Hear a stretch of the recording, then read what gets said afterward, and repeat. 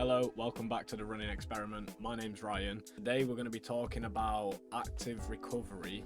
We're going to be going over what is active recovery, how you can do active recovery, when to do active recovery, and then we're going to go over the benefits of doing active recovery.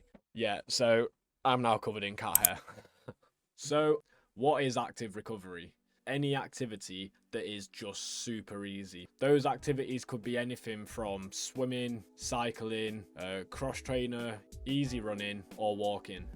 There are obviously other activities that people could do as well, but they're just the main ones that I use and that I recommend you use. So how to do active recovery? It really is the most simple thing that you can do. Like I've just mentioned, it's just doing anything, literally any sort of movement easily. So I'll use running, for example. On an active recovery day, you might choose to go out for an easy run. On that run, there is zero emphasis on pace, there's zero emphasis on duration, there's zero emphasis on anything other than just enjoying the run and going super easy. The only thing you should be thinking about on a recovery day is literally going easy. Some telltale signs to know that you're sort of training to the right intensity. A good way to tell is you should be able to have a conversation with somebody on the phone and they would have no idea that you are exercising. So a lot of people talk about zone 2 running and how you should be able to have a conversation at zone 2, but if you were sort of doing a regular steady run in zone 2, people would be able to tell you are exercising. If you're doing a recovery day well, which means taking it easy enough, the person on the other side of the phone would have no idea you are exercising. That's a good way to sort of gauge whether or not you're taking it easy enough. Secondly, if you start to feel better as the exercise goes on, and the longer you do the exercise, if that starts to make you feel better and better as time goes by, that's a good indication that you're probably taking it easy enough. So you might be wondering, when is the best time to do active recovery?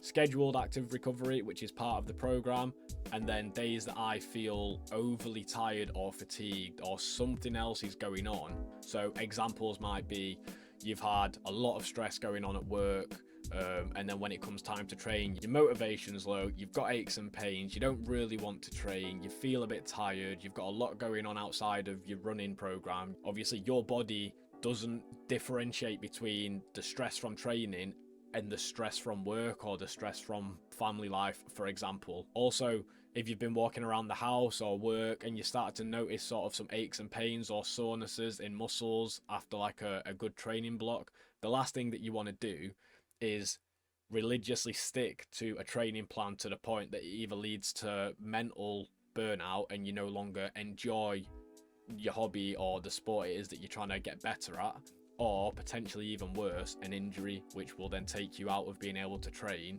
and ultimately is going to result in fitness loss.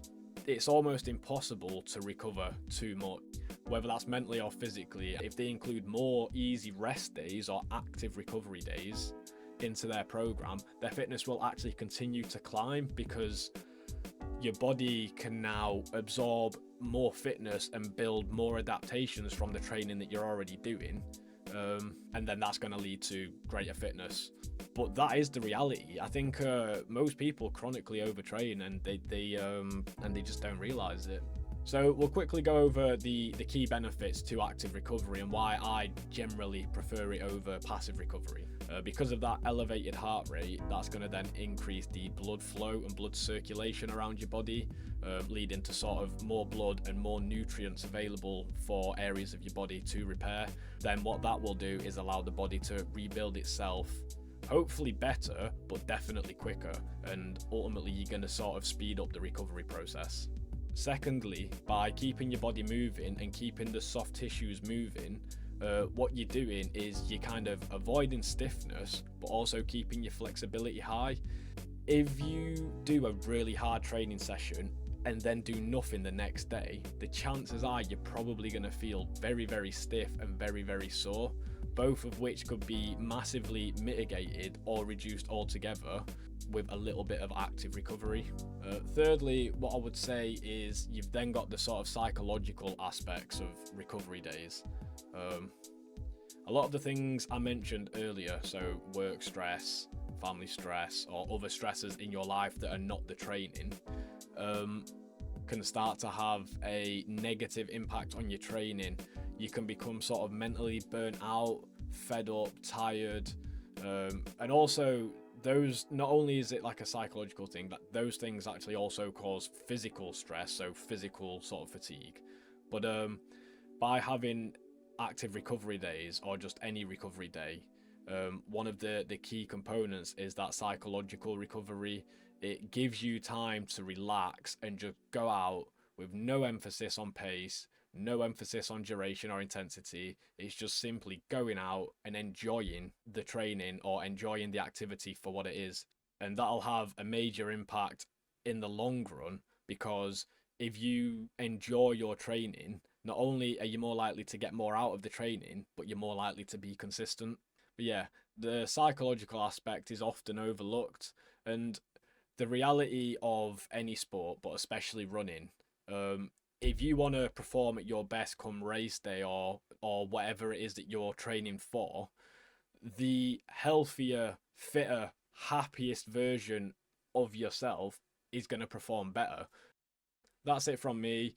If you want to support the channel and you enjoy me giving out this advice, or you found anything useful, then you know what to do. You can do all that good stuff. You can hit that subscribe button for me. It's completely free. Leave a like. And then in the comment section, if you want me to answer any questions that you might have, feel free to just put a comment in there and I'll get back to you as soon as I can. And yeah, that's it. Till the next video.